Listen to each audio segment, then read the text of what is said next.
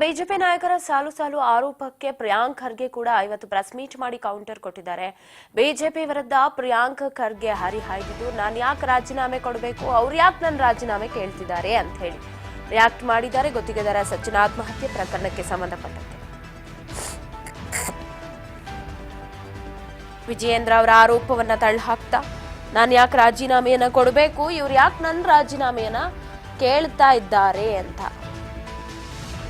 React ಮಾಡಿದ್ದಾರೆ. ಮುನಿರತ್ನ ರಾಜೀನಾಮೆ ಕೊಟ್ರ, ಅವ್ರ ಹತ್ರ ಇವ್ರು ಯಾಕೆ ರಾಜೀನಾಮೆ ತಗೊಂಡಿಲ್ಲ, ಅವರಲ್ಲೇ ಅವ್ರ ನಾಯಕತ್ವ ಸರಿಯಿಲ್ಲ, ಅವ್ರ ನಾಯಕತ್ವವನ್ನ ಮೊದಲು ಖಾಯಂ ಮಾಡ್ಕೊಳ್ಳಿ, ಅದಾದ ನಂತರ ನನ್ನ ರಾಜೀನಾಮೆ ಕೇಳಲಿ ಅಂತ ಹೇಳಿ ಸಚಿವ ಪ್ರಿಯಾಂಕ್ ಖರ್ಗೆ ಸುದ್ದಿಗೋಷ್ಠಿಯನ್ನ ಮಾಡಿದ್ದು, ಸಾಕ್ಷಿ ಇಲ್ಲದೆ ನನ್ನ ಮೇಲೆ ಸುಮ್ಮನೆ ಆರೋಪವನ್ನ ಮಾಡ್ತಾ ಇದ್ದಾರೆ, ಅವ್ರ ಹತ್ರ ಸಾಕ್ಷಿ ಇದ್ರೆ ಅದನ್ನ ತೋರಿಸ್ಲಿ, ಸುಮ್ಮನೆ ನನ್ನ ರಾಜೀನಾಮೆ ಕೊಡು ಅಂತ ಯಾಕೆ ಕೇಳ್ತಾ ಇದ್ದಾರೆ, ನನ್ನ ಮೇಲೆ ಯಾಕೆ ಒತ್ತಡವನ್ನ ಹಾಕ್ತಾ ಇದ್ದಾರೆ.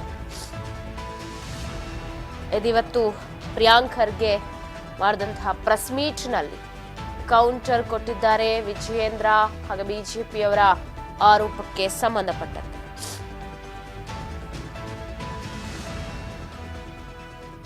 ಏನ್ ಹೇಳಿದ್ರು ಹಾಗಾದ್ರೆ ಪ್ರಿಯಾಂಕ್ ಖರ್ಗೆ ಅವರು, ಕೇಳೋಣ. ಸುಪ್ರೀಂ ಕೋರ್ಟ್ ಇವರೆಲ್ಲ ಹೇಳ್ತಾ ಇದಾರಲ್ಲ, ಇವಾಗ ನಾವು ರಾಜೀನಾಮೆ ಕೊಡ್ಬೇಕು, ಅದು ಇವ್ರು ಸುಪ್ರೀಂ ಕೋರ್ಟ್. ಆಮೇಲೆ ನಾವು ಹೇಳ್ತಾ ಇರೋದು ಪದೇ ಪದೇ ಬೇಸ್ಡ್ ಆನ್ FSL ರಿಪೋರ್ಟ್. ಏನಾದ್ರೂ ಸಾಮಾನ್ಯ ಪ್ರಜ್ಞೆ ಇದೆ ಅನ್ರಿ? Do they have any common sense? ನಂದ FSL ರಿಪೋರ್ಟ್ ನಾನ್ ನಡೆಸ್ತಾ ಇದ್ದೀನ ಕೇಸು. ಇವರೆಲ್ಲ ನ್ಯಾಯ ಕೊಡಿಸ್ಬೇಕಂತ ಇದ್ರಲ್ಲ, ಫಸ್ಟ್ ನಿಮ್ಮಲ್ಲಿ ನಿಮ್ ನಾಯಕರು ಮಾಡಿದಂತ ಅನ್ಯಾಯಗಳಿಗೆ ಫಸ್ಟ್ ಅವ್ರಿಗೆ ನ್ಯಾಯ ಕೊಡಿಸಿ, ಅದಾದ್ಮೇಲೆ ಬೇರೆಯವ್ರ ಬಗ್ಗೆ ವಿಚಾರ ಮಾಡಿ. ನಿಮ್ಮ ಏನು ಕಾಂಡಕ್ಟ್ ಇಂದ ನಿಮ್ಮಿಂದ ಆದಂತ ವಿಕ್ಟಮ್ಸ್ ಫಸ್ಟ್ ನ್ಯಾಯ ಕೊಡಿಸಿ, ಅದಾದ್ಮೇಲೆ ಬೇರೆಯವ್ರ ಬಗ್ಗೆ ಮಾತಾಡಿ.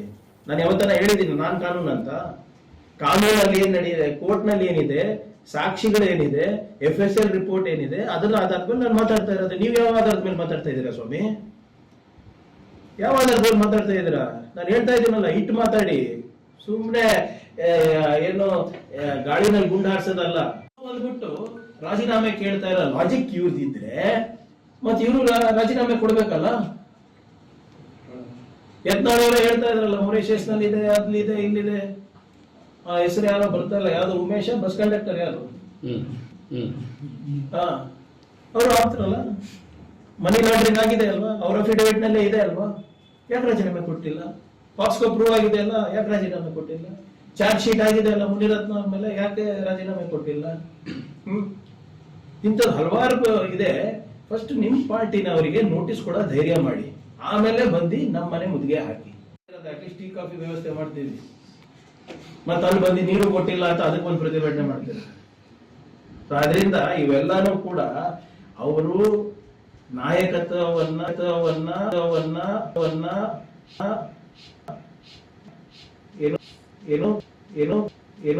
ಏನು ಪ್ರದರ್ಶನ ಮಾಡ್ಲಿಕ್ಕೆ. ಒಂದು ಕಡೆ ಬಿಜೆಪಿ ಅವರ ಆರೋಪ, ಇನ್ನೊಂದು ಕಡೆ ಅವರ ಆರೋಪಕ್ಕೆ ಪ್ರಿಯಾಂಕ್ ಖರ್ಗೆ ಕೌಂಟರ್. ಇದೆಲ್ಲದರ ನಡುವೆ ಯಾರೂ ತನ್ನ ಬೆನ್ನಿಗಿಲ್ಲ ಅನ್ನೋ ಟೈಮಲ್ಲಿ ಹೋಮ್ ಮಿನಿಸ್ಟರ್ ಅವರ ಪರವಾಗಿ ಬ್ಯಾಟ್ ಬೀಸಿದ್ದಾರೆ. ಇದೆಲ್ಲದ್ರ ಬಗ್ಗೆ ಮತ್ತಷ್ಟು ಅಪ್ಡೇಟ್ಸ್ ಅನ್ನ ಕೊಡ್ತಾ ಹೋಗ್ತಾರೆ ಪ್ರತಿನಿಧಿ ಬಸವರಾಜ್ ಹೂಗಾರ್. ನ್ಯೂಸ್ ಡೆಸ್ಕ್ ನಿಂದ ಲೈವ್ ನಲ್ಲಿ ಜಾಯ್ನ್ ಆಗ್ತಾ ಇದ್ದಾರೆ. ಬಸವರಾಜ್, ಒಂದು ಕಡೆ ಸಚಿನ್ ಆತ್ಮಹತ್ಯೆ ಮಾಡಿಕೊಂಡ ಪ್ರಕರಣಕ್ಕೆ ಸಂಬಂಧಪಟ್ಟಂತೆ ಏನೋ ಪ್ರಿಯಾಂಕ್ ಖರ್ಗೆ ಅವ್ರ ಮೇಲೆ ನೇರವಾಗಿ ಬಾಣ ಹೂಡ್ತಾ ಇದ್ದಾರೆ ಬಿಜೆಪಿ ಅವರು ಅಂತ ಹೇಳ್ಬೋದು. ಸಾಲು ಸಾಲು ಆರೋಪವನ್ನ ಮಾಡ್ತಾ ಇರೋದು. ಇವತ್ತು ಪ್ರೆಸ್ ಮೀಟ್ ಅನ್ನ ಕೂಡ ಮಾಡಿದ್ದು ಪ್ರಿಯಾಂಕ್ ಖರ್ಗೆ ಅವರು ರಾಜೀನಾಮೆಯನ್ನ ಕೊಡಬೇಕು, ಸರ್ಕಾರ ಕ್ರಮ ಕೈಗೊಳ್ಳಿ ಅಂತ ಹೇಳಿ ಒಂದಷ್ಟು ಪ್ರಕರಣಗಳನ್ನ ಕೂಡ ಉದಾಹರಣೆಯಾಗಿ ಕೊಟ್ರು. ಅದಾದ ನಂತರ ಪ್ರಿಯಾಂಕ್ ಖರ್ಗೆ ಅವರು ಕೂಡ ಅದಕ್ಕೆ ಕೌಂಟರ್ ಕೊಟ್ರು. ಏನೆಲ್ಲ ಆಗ್ತಾ ಇದೆ ಅಪ್ಡೇಟ್ಸ್ ಈ ಕುರಿತು ಬಸವರಾಜ್? ಯುವ ಗುತ್ತಿಗೆದಾರ ಆಗಿರ್ತಕ್ಕಂಥ ಸಚಿನ್ ಅವರ ಆತ್ಮಹತ್ಯೆ ಪ್ರಕರಣ ಸಾಕಷ್ಟು ಒಂದ್ ಕಡೆ ರಾಜಕೀಯ ವಲಯದಲ್ಲಿ ಚರ್ಚೆ ಆಗ್ತಾ ಇದೆ. ಅದರಲ್ಲೂ ಕೂಡ ಸಚಿವ ಪ್ರಿಯಾಂಕ ಖರ್ಗೆ ಅವರ ಒಂದು ಆಪ್ತ ರಾಜು ಕಪ್ನೂರ್ ಅವರ ಹೆಸರು ಕೂಡ ಇರುವಂತದ್ದು. ಹಾಗಾಗಿ ಅವರ ಒಂದು ಅಂದ್ರೆ ಪ್ರಿಯಾಂಕ ಖರ್ಗೆ ಅವರ ಪ್ರಭಾವ ಕೂಡ ಅದರಲ್ಲಿ ಬೀರಿದೆ. ಈ ಒಂದು ನಿಟ್ಟಿನಲ್ಲಿ ಅಲ್ಲಿ ತನಿಖೆ ನಿಷ್ಪಕ್ಷಪಾತವಾಗಿ ಆಗ್ಬೇಕು, ಮತ್ತೆ ಆ ಒಂದು ಗುತ್ತಿಗೆದಾರರಿಗೆ ಒಂದು ನ್ಯಾಯ ಸಿಗ್ಬೇಕಂತಂದ್ರೆ ಕೂಡಲೇ ಸಚಿವ ಪ್ರಿಯಾಂಕ ಖರ್ಗೆ ಅವರು ರಾಜೀನಾಮೆ ಕೊಡಬೇಕು ಅನ್ನುವಂತ ಬಿಗಿಪಟ್ಟನ್ನ ಬಿಜೆಪಿಯ ನಾಯಕರು ಹಿಡಿದಿರ್ತಕ್ಕಂಥದ್ದು. ಈಗಾಗಲೇ ಆ ಒಂದು ಏನು ಸಚಿನ್ ಅವರ ಕುಟುಂಬಕ್ಕೂ ಕೂಡ ನಿನ್ನೆ ಬಿಜೆಪಿಯ ನಿಯೋಗ, ಬಿಜೆಪಿಯ ರಾಜ್ಯಾಧ್ಯಕ್ಷರಾಗಿರ್ತಕ್ಕಂಥ ವಿಜೇಂದ್ರ ಅವರು ಮತ್ತೆ ಪರಿಷತ್ನ ವಿರೋಧ ಪಕ್ಷದ ನಾಯಕರಾಗಿರ್ತಕ್ಕಂಥ ಚಲವಾದಿ ನಾರಾಯಣ ಸ್ವಾಮಿ ಅವರ ನೇತೃತ್ವದಲ್ಲಿ ಭೇಟಿ ಕೊಟ್ಟು ಒಂದಿಷ್ಟು ಸಾಂತ್ವನ ಹೇಳುವ ಮುಖಾಂತರ ನಾವು ಕೂಡ ಹೋರಾಟ ಮಾಡ್ತೇವೆ, ನ್ಯಾಯ ಕೊಡಿಸ್ತೇವೆ ಅನ್ನುವಂಥ ಭರವಸೆನ ಕೊಟ್ಟು ಬಂದಿರತಕ್ಕಂಥದ್ದು. ಇದೀಗ ಇವತ್ತು ಕೂಡ ಸುದ್ದಿಗೋಷ್ಠಿ ಮಾಡಿ ವಿಜೇಂದ್ರ ಅವರು ಕೂಡಲೇ ಈ ಪ್ರಕರಣವನ್ನ ಸಿಬಿಐ ತನಿಖೆ ಕೊಡಬೇಕು, ಮತ್ತೊಂದು ಸಚಿವ ಪ್ರಿಯಾಂಕ ಖರ್ಗೆ ಅವರು ನೈತಿಕ ಹೊಣೆ ಹೊತ್ತು ರಾಜೀನಾಮೆ ಕೊಡಬೇಕು ಅವರ ಸಚಿವ ಸ್ಥಾನಕ್ಕೆ ಅನ್ನುವಂಥದ್ದನ್ನು ಕೂಡ ಆಗ್ರಹ ಮಾಡಿರ್ತಕ್ಕಂಥದ್ದು. ಕೆಲವು ದಿನಗಳಿಂದಲೂ ಕೂಡ ಅಲ್ಲಿ ಕೂಡ ಕಲಬುರಗಿ ಭಾಗದಲ್ಲಿ ಕೂಡ ಸಾಕಷ್ಟು ಪ್ರತಿಭಟನೆಯನ್ನ ಬಿಜೆಪಿ ನಾಯಕರು ಮಾಡ್ತಾ ಇದ್ದಾರೆ. ಸರ್ಕಾರದ ವಿರುದ್ಧ ಘೋಷಣೆ ಕೂಗ್ತಾ ಪ್ರಿಯಾಂಕ ಖರ್ಗೆ ಅವರ ಒಂದು ಸಚಿವ ಸ್ಥಾನದ ರಾಜೀನಾಮೆಯನ್ನ ಕೇಳ್ತಾ ಇದ್ದಾರೆ. ಆದ್ರೆ ಯಾವುದಕ್ಕೂ ಕೂಡ ಒಂದು ಜಗ್ಗದ ಇರ್ತಕ್ಕಂಥ ಸಚಿವ ಪ್ರಿಯಾಂಕ ಖರ್ಗೆ ಅವರು ಕೂಡ ಯಾವ ರೀತಿಯಾಗಿ ಬಿಜೆಪಿ ನಾಯಕರು ಒಂದು ಆರೋಪವನ್ನ ಮಾಡ್ತಾರೆ, ಹೋರಾಟವನ್ನ ಮಾಡ್ಲಿಕ್ಕೆ ಮುಂದಾಗ್ತಾರೆ, ಅದಕ್ಕೆ ತಿರುಗೇಟನ್ನ ಕೊಡುವಂತ ಪ್ರಯತ್ನವನ್ನ ಸಚಿವ ಪ್ರಿಯಾಂಕ ಖರ್ಗೆ ಅವರು ಕೂಡ ಮಾಡಿರ್ತಕ್ಕಂಥದ್ದು. ಏನು ಈಗಾಗಲೇ ಗುತ್ತಿಗೆದಾರ ಸಚಿನ್ ಅವರ ಆತ್ಮಹತ್ಯೆ ಪ್ರಕರಣ ಏನಿದೆ ಇದು ತನಿಖೆ ನಡೀತಾ ಇದೆ.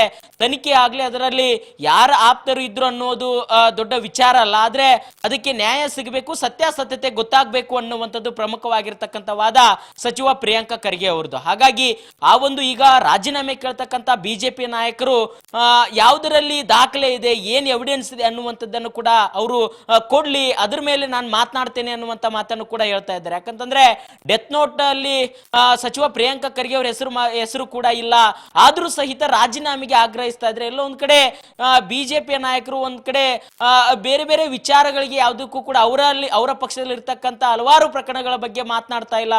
ಮುನಿರತ್ನ ಅವರ ವಿರುದ್ಧವಾಗಿ ಅವರು ಪಕ್ಷ ಕ್ರಮ ಕೈಗೊಳ್ತಾ ಇಲ್ಲ, ವಿರೋಧ ಪಕ್ಷ ನಾಯಕರ ಆರ್ ಅಶೋಕ್ ಅವರು ಕೂಡ ಕ್ರಮ ಕೈಗೊಳ್ತಾ ಇಲ್ಲ.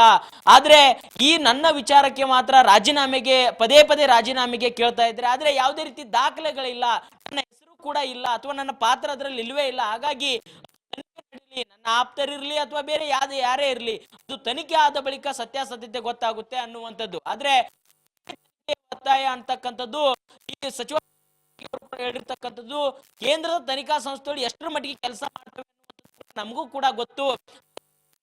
ಬೇಡ, ಈಗ ನಮ್ಮ ರಾಜ್ಯದಲ್ಲಿ ತನಿಖಾ ಸಂಸ್ಥೆಗಳಿದಾವೆ, ನಾವು ಅವುಗಳಿಗೆ ಕೊಡಿ ಅಂತ ಈಗಾಗಲೇ ನಾನು ಸಿಎಂ ಮತ್ತೆ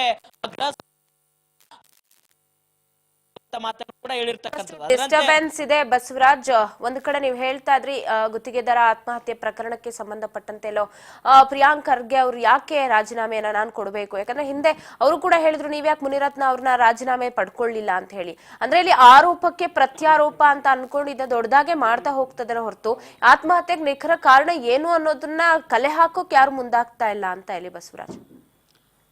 ಖಂಡಿತ ಪವಿತ್ರ, ಒಂದ್ ಕಡೆ ಇಲ್ಲಿ ಈ ಒಂದು ಸಚಿನ್ ಅವರ ಒಂದು ಆತ್ಮಹತ್ಯೆ ಪ್ರಕರಣ ದಿನದಿಂದ ದಿನಕ್ಕೆ ರಾಜಕೀಯ ಸ್ವರೂಪ ಪಡೆದುಕೊಳ್ತಾ ಇದೆ ಹೊರತಾಗಿ ಆ ಒಂದು ಆತ್ಮಹತ್ಯೆಗೆ ಕಾರಣ ಏನು ಅನ್ನುವಂಥದ್ದು ಕೂಡ ತಿಳಿದುಕೊಳ್ಳಿಕ್ಕೆ ಸರ್ಕಾರಗಳು ಕೂಡ ಮುಂದಾಗ್ತಾ ಇಲ್ಲ, ಮತ್ತೆ ರಾಜಕೀಯ ನಾಯಕರು ಕೂಡ ಅದಕ್ಕೆ ಅವಕಾಶ ಕೊಡ್ತಾ ಇಲ್ಲ ಅನ್ನುವಂಥದ್ದು ಕೂಡ ಸಾಕಷ್ಟು ಇರ್ತಕ್ಕಂಥ ಸಂಗತಿ. ಯಾಕಂತಂದ್ರೆ ಒಂದ್ ಕಡೆ ಬಿಜೆಪಿ ನಾಯಕರು ಪ್ರತಿಭಟನೆ ಮಾಡುವ ಮುಖಾಂತರ ಇದನ್ನ ಸಿಬಿಐ ಕೊಡಬೇಕು, ಸಚಿವರ ಪ್ರಿಯಾಂಕ ಖರ್ಗೆ ಅವರು ಸಚಿವ ಸ್ಥಾನಕ್ಕೆ ರಾಜೀನಾಮೆ ಕೊಡಬೇಕು ಅನ್ನುವಂಥದ್ದನ್ನ ಆಗ್ರಹ ಮಾಡ್ತಾ ಇದ್ದಾರೆ. ಆದ್ರೆ ಅದಕ್ಕೆ ನೇರವಾಗಿದ್ದ ಕಾರಣ ಏನು ಅದನ್ನ ತನಿಖೆ ನಡೆಸಬೇಕು, ತನಿಖೆ ಆದ ಬಳಿಕ ಸತ್ಯಾಸತ್ಯತೆ ಗೊತ್ತಾಗುತ್ತೆ ಅನ್ನುವಂಥದ್ದನ್ನ ಮಾತ್ರ ಯಾರು ಕೂಡ ಯೋಚನೆ ಮಾಡ್ತಾ ಇಲ್ಲ. ಆದ್ರೆ ಇದೀಗ ರಾಜ್ಯ ಸರ್ಕಾರವು ಕೂಡ ಅದನ್ನ ಸಿಐಡಿಗೆ ಕೂಡ ವಹಿಸಿರ್ತಕ್ಕಂಥದ್ದು. ನಿನ್ನೆ ಸಿಎಂ ಸಿದ್ದರಾಮಯ್ಯ ಜೊತೆ ಚರ್ಚೆ ನಡೆಸಿ ಗೃಹ ಸಚಿವರಾಗಿದ್ದ ಪರಮೇಶ್ವರ್ ಅವರು ಕೂಡ ಚರ್ಚೆ ನಡೆಸಿರ್ತಕ್ಕಂಥದ್ದು. ಹಾಗಾಗಿ ಪ್ರಿಯಾಂಕ ಖರ್ಗೆ ಅವರು ಕೂಡ ಮನವಿ ಮಾಡಿದ್ದಾರೆ, ಮತ್ತೆ ಬಿಜೆಪಿ ನಾಯಕರು ಕೂಡ ದೊಡ್ಡ ಮಟ್ಟದಲ್ಲಿ ಹೋರಾಟ ಮಾಡ್ತಾ ಇದ್ದಾರೆ.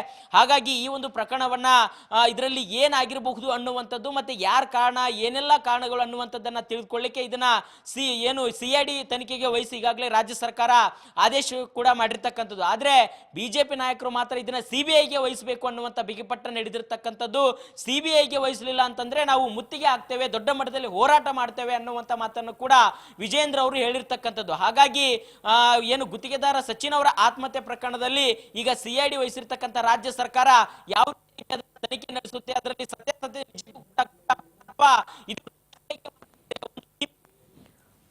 ಕಾದಷ್ಟೇ ನೋಡಬೇಕಾಗಿದೆ ಪವಿತ್ರ. ಥ್ಯಾಂಕ್ ಯು ಬಸವರಾಜ್ ಮಾಹಿತಿಗಾಗಿ. ಒಟ್ಟಾರೆ ಬಿಜೆಪಿ ನಾಯಕರು ಒಂದು ಕಡೆ ಸಾಲು ಆರೋಪ, ಅದಕ್ಕೆ ಈ ಕೌಂಟರ್ ಅನ್ನ ಕೊಡ್ತಿದ್ದಾರೆ ಪ್ರಿಯಾಂಕ್ ಖರ್ಗೆ. ಅದರ ನಡುವೆ ಗೃಹ ಸಚಿವರು ಯಾಕೆ ರಾಜೀನಾಮೆಯನ್ನ ಅವ್ರ ಹತ್ರ ಪಡೆದುಕೊಳ್ಳೋದು, ಈಗಾಗಲೇ ಸಿಐಡಿ ಕೊಡಿ ಅಂದಿದ್ದೀರಾ, ನಾವು ಸಿಒಡಿ ಕೂಡ ರಚನೆ ಮಾಡಿದೀವಿ, ತನಿಖೆ ಆಗತ್ತೆ, ಪೊಲೀಸರು ಕೂಡ ನಿಯೋಜನೆ ಆಗಿದೆ 3 ತಂಡಗಳಾಗಿ ಮಾಡಿಕೊಂಡು ಅವರು ಕೂಡ ಕಲೆ ಹಾಕ್ತಾ ಇದ್ದಾರೆ ಏನು ಸತ್ಯತೆ ಅಂತ.